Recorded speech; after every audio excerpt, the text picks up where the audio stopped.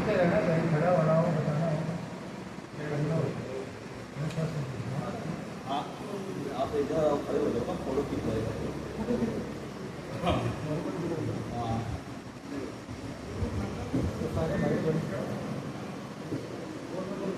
आइए हमारे बीच में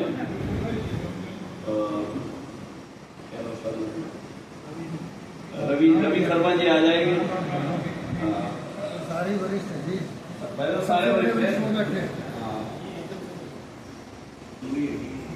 मुनीराम जी आर्य जी आ जाएंगे। दीप प्रोजेक्ट में महेंद्र मलिक जी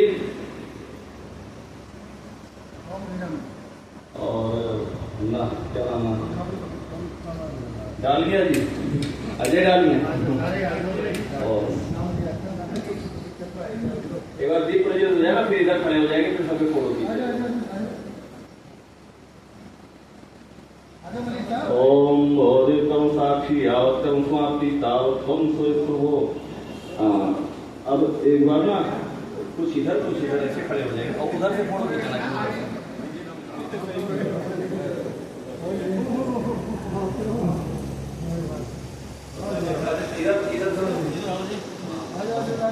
गुरुदेव से नहीं, गुरुदेव ऐसे खड़े हो जाएंगे, आप इधर आओ जी, बीच में फोटो खींचो। अब देखो सबके आएंगे क्या, अब क्या आ रहे हैं। ओम स्वस्ति पंथा वनचेन सूर्यः चंद्रमसा पुनरुदाहृता जानतर्षिण्वे। ओम भद्रं कर्णेभिः शृणुयाम देवा भद्रं संगैः स्थित्वां सस्वनुरश्मि देवहितं यदायुः। ओम विश्वानि देव सवितर्दुरितानि परासुव तद्भद्रं तन्नयासुव। ओम हिरण्यगर्भास्तमवर्ताग्रे भूतस्य जाधापते गयासि सर्वदाधार पृथ्वीं द्यां देवां कस्मै देवाय हविषा विधेम। ओम बोलो भारत माता की जय हो। महर्षि वेदव्यास का जन्मदिन होता है। महाभारत के युद्ध के बाद काफी विद्वान माने गए, उन वेदों का कल्पत किया, वेदों का ज्ञान और कल्पत कर दिया गया। उससे पहले श्रुति रूप में था, इसलिए महर्षि वेदव्यास का जन्मदिन को हम आषाढ़ पूर्णिमा को गुरु पूर्णिमा का नाम से मनाते हैं। वैसे शास्त्रों के अनुसार मातृवान पितृवान आचार्यवान पुरुष हो गए, मध्यम गुरु तो माँ ही होती है। तो गर्भ में चौथे महीने से 5वें महीने तक जैसे हम चिन्हों संस्कार कराते हैं, सेकंड संस्कार, तो वो गर्भ में ही ज्ञान देना शुरू कर देती है। तो इसलिए प्रथम गुरु तो माँ ही है, तो पैदा होने के बाद भी माँ द्वारा ही ज्ञान दिया जाता है, तो वो गुरु के रूप में ही पूजा की जाती है माँ की। दूसरे गुरु है पिता, वो पालन पोषण का सहयोग देते हैं, तो हमारे द्वितीय गुरु हुए। तीसरे गुरु है पुरुष हो गए। वैसे पुरुष का मतलब होता है आत्मा भी होता है, ईश्वर भी होता है। पुरुष हो गए यानी कि आत्मा या ईश्वर जो हमारी आत्मा को, यानी कि वेद का मतलब ज्ञान, यानी ज्ञान देते हैं। और ज्ञान के आधार पर ही मनुष्य का विकास हुआ है। पहले हम चतुष्पदे थे, फिर द्विष्पदे बने, गाय भैंस भेड़ बकरी की तरह और दो पैरों चलते थे। फिर उसको बोलते इंग्लिश में होमो ने, फिर खड़े होने लगे homo erectus. Now we are homo sapiens. आजकल के युग को हम जो हमारी आकृति है इसको होमो सेपियंस के नाम से जाना जाता है। यानी हम द्विपदे हो गए और ज्ञान की बढ़ोतरी होगी और ज्ञान के आधार पर हमारा विकास होता है। ज्ञान को ब्रेन से निकाल दिया जाए तो क्या बनेगा, विद्या के न पशु के समान ही होगी। इसलिए गुरु का बहुत ही महत्व है, जिसके द्वारा हमें ज्ञान की प्राप्ति होती है। तो आज का दिवस जो है गुरु पूर्णिमा का बहुत ही महत्वपूर्ण है। इसलिए गुरु के प्रति हमारी श्रद्धा समर्पण की भावना होनी चाहिए। क्योंकि ज्ञान वहीं से मिलेगा और ज्ञान के बिना हम ये जीवन भी अधूरा है। जैसे महर्षि कनाद ने कहा, ये तो विदेह सिद्धि से धर्म, ये तो यानी कि धर्म होता क्या है, वो होता है जो हमें धर्म ऐश्वर्य का स्वामी बना दे, यानी कि ये जीवन हमारा यापन हो जाए, कि जीवन को पूरा करें और मोक्ष की प्राप्ति करवा दे, उसको धर्म कहते हैं। अगर धर्म ये काम नहीं करता तो पाखंड है। इसलिए महर्षि कनाद वैशेषिक शास्त्र के अंदर ये सेकंड सूत्र है, ये तो विधेय सिद्धि से धर्म को डिफाइन करते हैं। तो आज का कार्यक्रम इतना ही, धन्यवाद। एक बार सभी मेरे साथ जो गायत्री मंत्र का जाप जरूर करेंगे, उसके बाद परमात्मा के ही विचार आते हैं, क्योंकि ये मंत्र जो है महामंत्र ईश्वर पिता परमात्मा का ही गुण कर्म स्वभाव लिए हुए है। जानिए इसको। ओम भूर्भुवः स्वः तत्सवितुर्वरेण्यं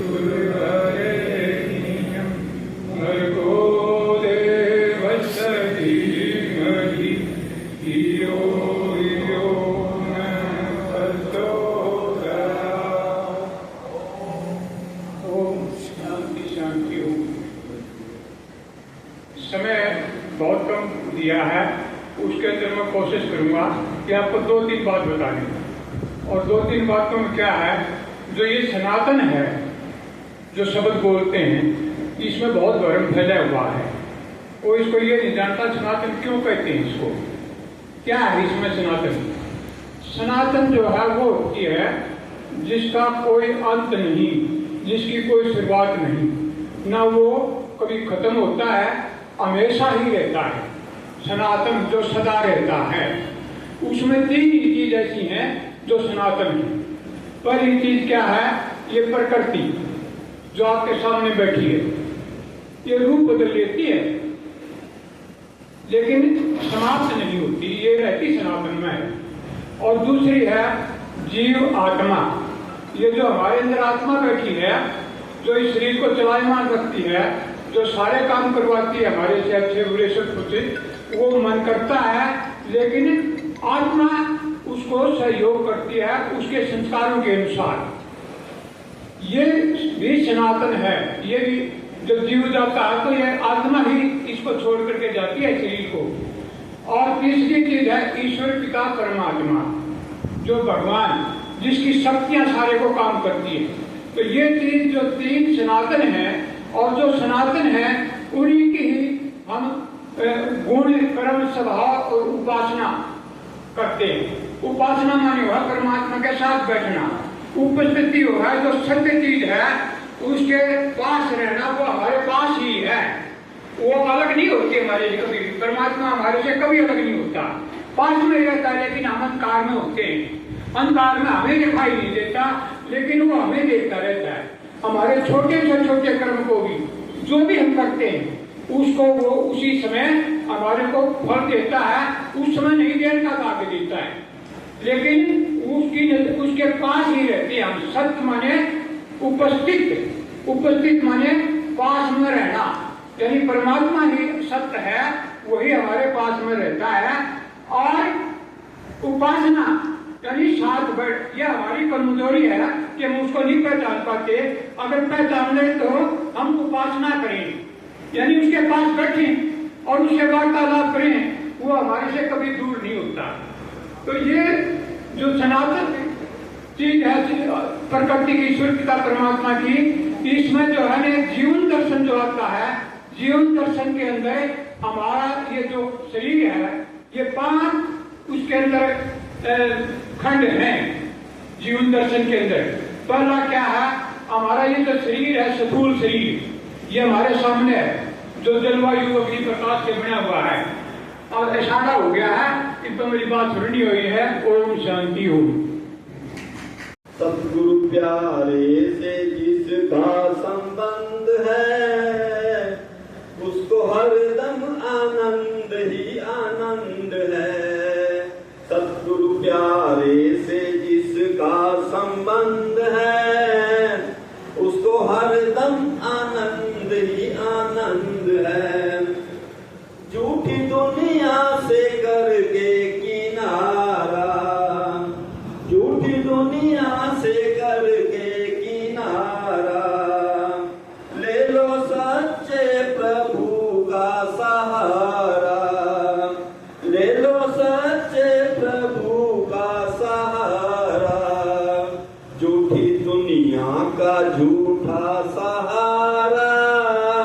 झूठी दुनिया कामनाएं।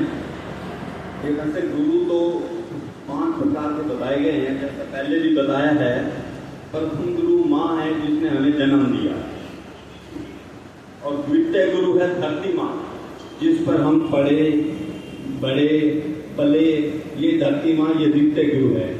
तृतीय गुरु है पिता जिसकी उंगली थाम कर हम चलना सीखा और जीवन में चले। चतुर्थ गुरु है शिक्षक जिससे हमने ज्ञान प्राप्त किया, संसारिक ज्ञान, किताबों का ज्ञान। ये चतुर्थ गुरु है शिक्षक। और पंचम गुरु है ये आध्यात्मिक, जिससे अध्यात्म का ज्ञान जिन्हें हमें दिया है और जिसके रास्ते पर हम जो है ना जब चल रहे हैं ध्यान के माध्यम से, ये पंचम गुरु हैं। और इसके ऊपर गुरु के बिना गति नहीं, ये जो है ना कहावत है, और ये बिल्कुल ठीक बात है। जो अंधेरे से प्रकाश की ओर ले जाए वो गुरु है। एक 2 लाइनें हैं। लाख कमाया धन दौलत, बिन ज्ञान सब सूना। लाख कमाया धन दौलत, बिन ज्ञान सब सूना। बिन धन तो जी सकते हैं, बिन धन तो जी सकते हैं, ज्ञान बिना क्या जीना। बिन धन तो जी सकते हैं, ध्यान बिना क्या जीना, ज्ञान बिना क्या जीना। गुरु के बिना ज्ञान कहाँ, ज्ञान के बिना मान कहाँ। गुरु के बिना ज्ञान कहाँ, ज्ञान के बिना मान कहाँ। गुरु ने दी शिक्षा जहाँ, सुख ही सुख है वहाँ। गुरु ने दी शिक्षा जहाँ, सुख ही सुख है वहाँ।